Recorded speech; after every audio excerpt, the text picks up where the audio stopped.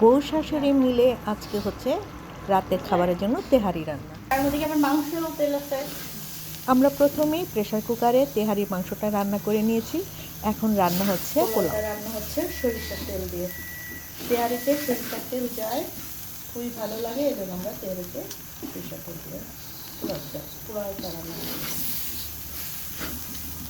পাশের চুলায় হচ্ছিল গরুর মাংস রান্না, তো মাংসটা রেডি হয়ে গেছে। এখন প্রেসার কুকার থেকে আমরা মাংসটা ঢেলে চালের সাথে মিশিয়ে নিচ্ছি। দেখুন একদম খুব সুন্দর করে সিদ্ধ হয়ে গেছে মাংসটা। এখন ভালো করে চালের সাথে মিশিয়ে ফুটানো পানি দিয়ে দিব। তো সব সময় আমরা পোলাও রান্না করতে ডবল পানি দিই। তো এখন এখানে একটু বেশি দিতে হবে যেন মাংসটা আর পোলাওর চালটা সুন্দরভাবে সিদ্ধ হয়ে যায়। এখানে 1.5 কেজি চালে আমরা 1.5 কেজি গরুর মাংস দিয়েছি ছোটো ছোটো করে কেটে। আর আগে একটু আলু কষিয়ে নিয়েছিলাম মাংসের সাথে, সে আলুটা আমরা তুলে রেখেছি যেন গলে না যায়, কারণ এখন দিলে আলুটা গলে যাবে। আর এখন দিয়ে দিলাম স্বাদ অনুযায়ী লবণ। লবণটা আগে দিতে ভুলে গেছি, এখন আমরা লবণটা দিয়ে দিলাম। এখন ভালো করে মিশিয়ে নিব আর চালটা ফোটার জন্য অপেক্ষা করব। হ্যাঁ, এবার ঠিক আছে।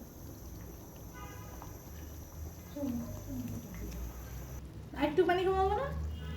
না, আর একদম অল্প আছে ঢেকে দিব? হ্যাঁ, কাঁচামরিচ দিই। মাংস কি কম দিল নাকি? পোলাওটা সুন্দর মতো হয়ে গেছে।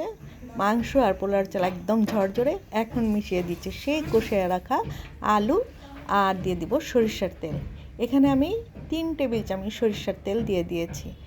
এখন সরিষার তেলটা দিলে একদম ফ্রেশ সরিষার তেলের ঘ্রাণটা আসবে, তাই নামানোর আগে সরিষার তেলটা দিয়ে দিলাম। আর দিয়ে দিব কতগুলো কাঁচামরিচ।